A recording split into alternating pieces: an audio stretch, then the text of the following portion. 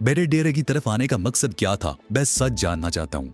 वो तीनों कांप कर रह गए। उन्हें समझने में देर ना लगी कि मुल्ला बशीर पानीगोरी किसी गलतफहमी का शिकार हो गया था।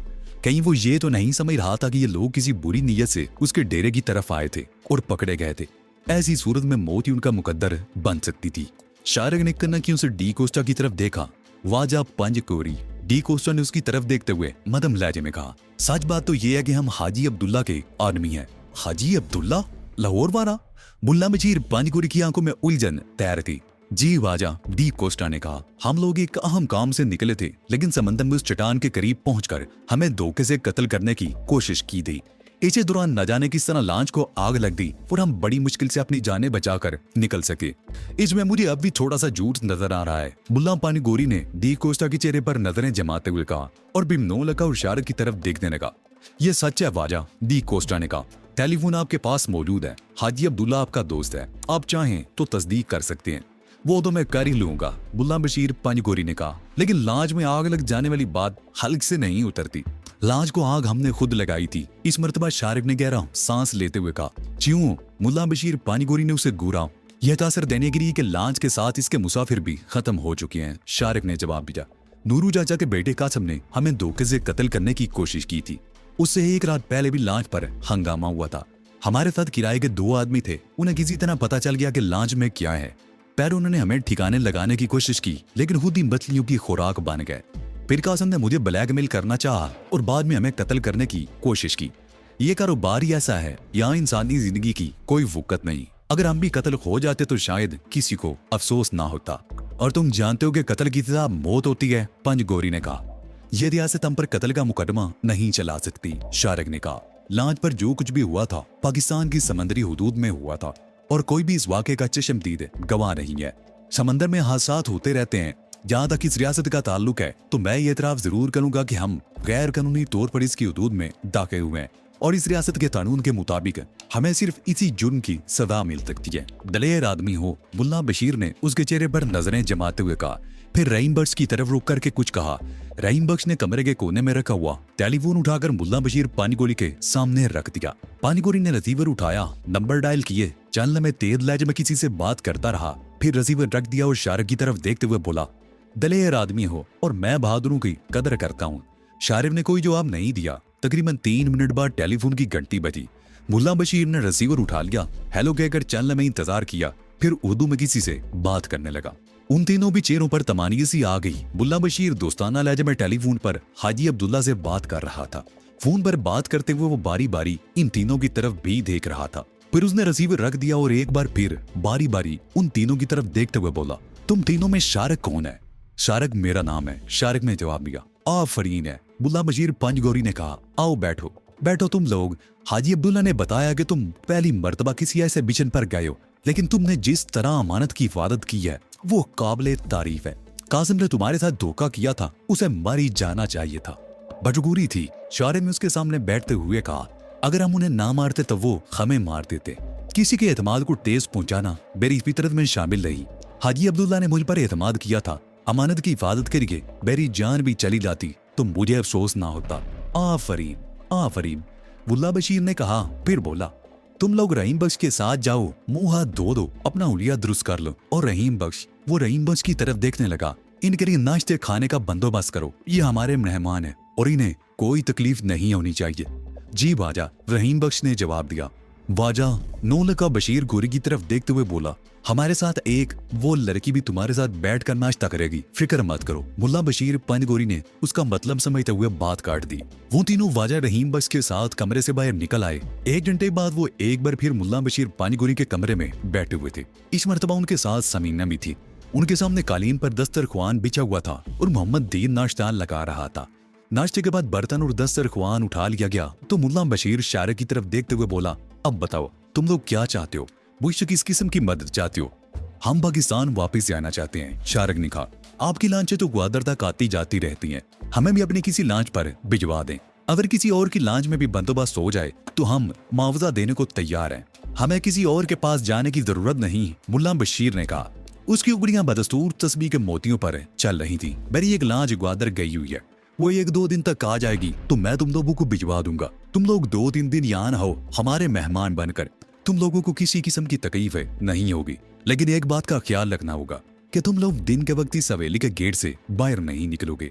मैं नहीं चाहता कि कोई तुम लोगों को देख ले तो मामला गड़बड़ हो जाए। वो 3 दिन? शारक बोला। हाँ मजबूरी है, मुल्ला बशीर पनगोरी ने कहा। वो चलने में खामोश रहा, फिर उठते हुए बोला, अच्छा अब मैं चलता हूँ, मौका मिला तो शाम को चक्कर लगाऊंगा। शहर में मेरी मसरूफियात इतनी है कि सर खुजाने की भी फुर्सत नहीं मिलती। वो चारों भी उठकर खड़े हो गए और उसके साथ ही कमरे से बाहर निकल आए।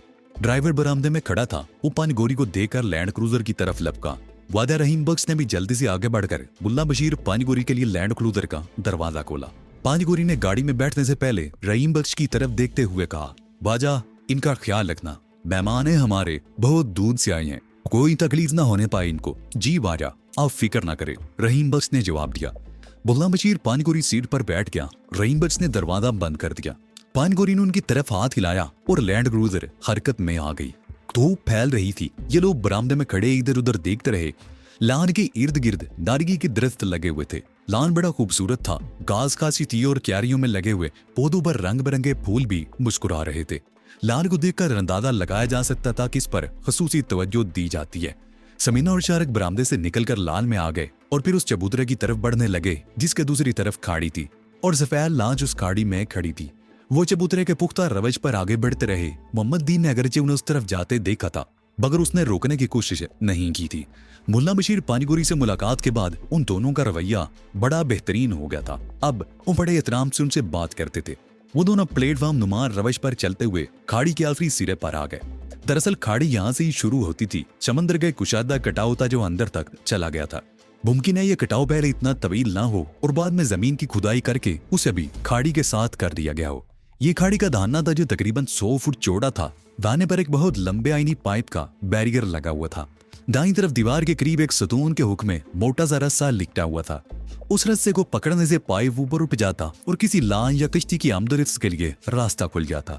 दाने के करीब बैरियर के अंदर की तरफ एक बहुत बड़ी लांच लंगर अंदाज थी, जिसे देखकर अंदाजा होता था कि ये लांच अब इस कदर पुरानी हो चुकी थी कि अब शायद इस्तेमाल के काबिल ही ना रही हो। लेकिन हकीकत ये थी कि बग़ैर कबाड़ नजर आने वाली ये लांच भी स्मगलिंग के कारोबार में अक्सर इस्तेमाल होती रहती थी। उस लांच के पैरों में बाईं तरफ वो मोटर बोट भी एक रस्से के जेटी से बंधी हुई थी, जिस पर वो लोग गुज़िश्ता रात जहाज से चकानों तक पहुंचे थे। वो दोनों वहां करे बहुत देर तक समंदर की तरफ देखते रहे। फिर धूप चुभने लगी तो वो वापसी के लिए मुड़ गए। दूर से ये इमारत बड़ी खूबसूरत लग रही थी। इमारत की दाईं तरफ छोटी सी मस्जिद भी थी। सिर्फ एक कमरा था जिसके दाईं तरफ एक छोटा सा मीनार बना हुआ था। वो दोनों टहलते हुए दूसरी तरफ निकल गए। यहाँ अलग थलग गुदाम नुमा कमरे बने हुए थे जिनके दरवाजे खासे मजबूत थे। वो कुछ देर इधर उधर टहलते रहे और फिर वापस आ गए। नौलखा और डी कोस्टा बरामदे में नहीं थे, किसी कमरे में शायद जा चुके थे। वो दोनों उन्हें तलाश करते रहे लेकिन वो किसी कमरे में नजर नहीं आए। उसी वक्त रहीम बख्श इधर से गुजरा तो शारक ने उसे रोक लिया। हमारे साथी कहाँ गए वाजा? उसने पूछा।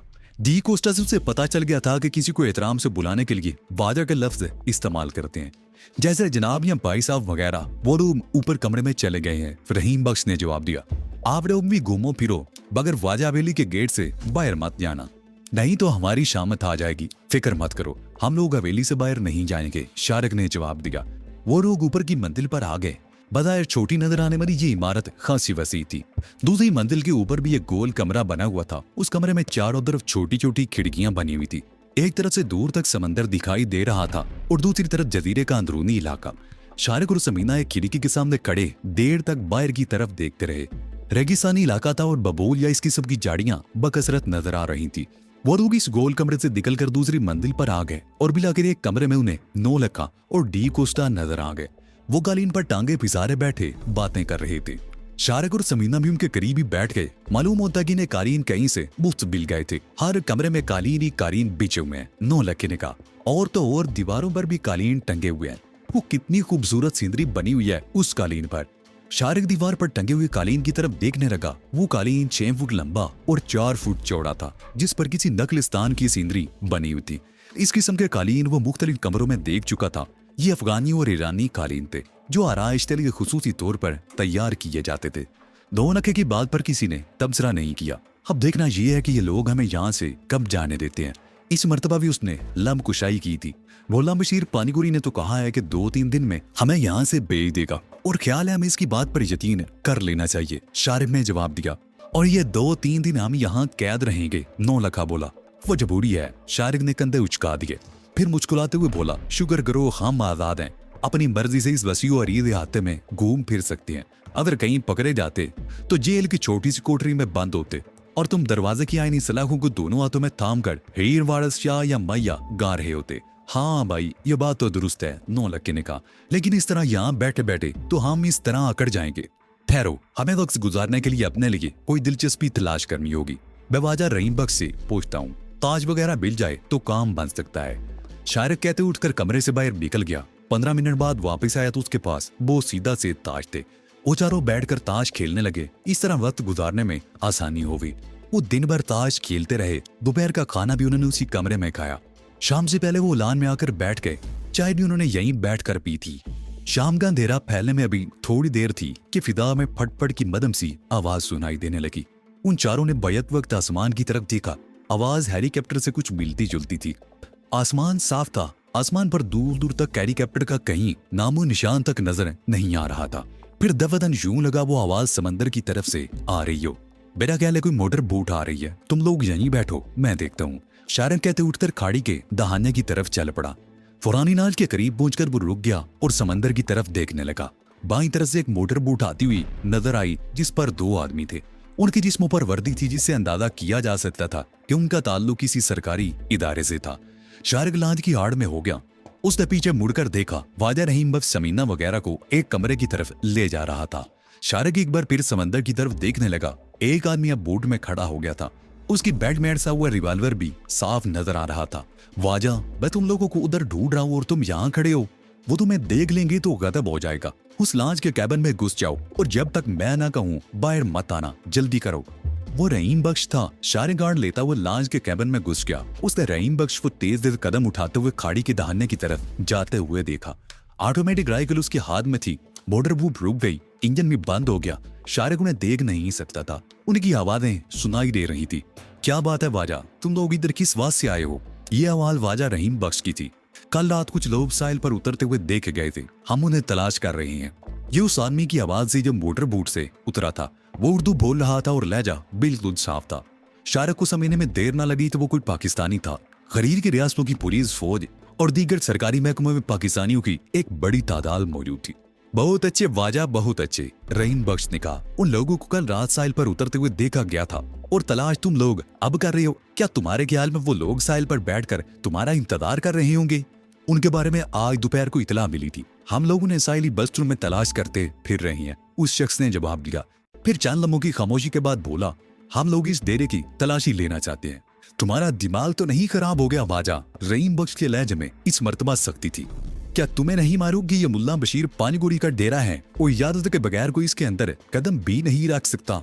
यह डेरा मुल्ला बशीर पानीगुड़ी का हो या किसी और का, कानून से कोई भी बालातर नहीं। हम इस डेरे की तलाशी लेंगे, उस शख्स ने कहा। तो भी हिम्मत है तो कदम आगे बढ़ाओ वाजा, रहीम बख्श ने कहा। इस राइफल की सारी गोलियां तुम्हारे जिस्म में उतार दूंगा। देखो, दूसरे आदमी की आवाज सुनाई दी। तुम हमारे काम में रुकावट पैदा कर रहे हो और तुम्हारे खिलाफ भी कार्रवाई हो सकती है। अरे वाजा, तुम कदम तो आगे बढ़ाओ, फिर देखो मैं तुम्हें कानून का कैसा तमाशा दिखाता हूँ। रहीम बख्श की आवाज में हल्की सी हुर्राहट थी। ठीक है, उस आदमी की शिकस्त खुर्दा सी आवाज सुनाई दी। हम दोबारा यहाँ आएंगे और फिर देखोगे कि तुम हमें अंदर दाखिल कैसे नहीं होने देते। थोड़ी देर बाद मोटर बोट की आवाज सुनाई दी जो बदतदरीज दूर होती चली गई। शारिक लांच के कैबिन से बाहर आ गया। अगर ये मजीद फोर्स लेकर आ गया तो? शारिक ने रहीम बख्श की तरफ देखते हुए कहा। फिक्र मत करो, रहीम बख्श बोला। दफ्तर वापस पहुंचने से पहले पहले इसकी नौकरी खत्म हो चुकी होगी। वो दोनों हवेली की तरफ वापस आ गए। रहीम बख्श एक कमरे में घुस गया और फोन का रिसीवर उठाकर नंबर डायल करने लगा। वो कुछ देर तक बलूची जबान में किसी से बातें करता रहा, फिर उसने फोन बंद कर दिया और शारिक की तरफ देखने लगा। उसके होंठों पर बड़ी मानी खेज मुस्कुराहट थी। शाम का अंधेरा फैल चुका था। 8 बजे के लगभग उन्होंने खाना खा लिया। मुर्गाबी का गोश्त था जो बेहद लजीज था। वो लोग खाने से फारिग हुए ही थे कि गाड़ी हवेली के गेट के सामने आकर रुकी। रहीम बख्श ने गेट का जेली दरवाजा खोला और जब वो वापस आया तो उसके साथ 2 आदमी और भी थे। उनमें खूब लंबा तिरंगा था। चेहरे से वो बलोच नहीं लगता था। उसने सफेद टी शर्ट और काली पतलून पहन रखी थी। दूसरा दरमियाने कद का था, वो बलोच था। वो लोग देर तक खड़े बातें करते रहे, फिर उस कमरे में आगे जहां शारिक वगैरह बैठे हुए थे। लंबी कद वाला आदमी बड़ी गहरी नजरों से समीना की तरफ देख रहा था। समीना को उसकी नजरें अपने जिस्म में चुभती हुई सी महसूस हुई। मुल्ला बशीर पानगोरी ने इन दो आदमियों को हवेली और तुम लोगों की हिफाजत के लिए भेजा है। रहीम बख्श ने उन दोनों की तरफ इशारा करते हुए कहा। यहाँ रेड का खतरा है क्या? शारिक ने पूछा। नहीं वाजा, रहीम बख्श ने मुस्कुराते हुए जवाब दिया। उन दोनों आदमियों को तो वापस अपने दफ्तर से पहले ही दादिर नौकरी से निकाल दिया गया है, बल्कि मुदाखलत बेजा के इल्जाम में उन्हें गिरफ्तार भी कर लिया गया है।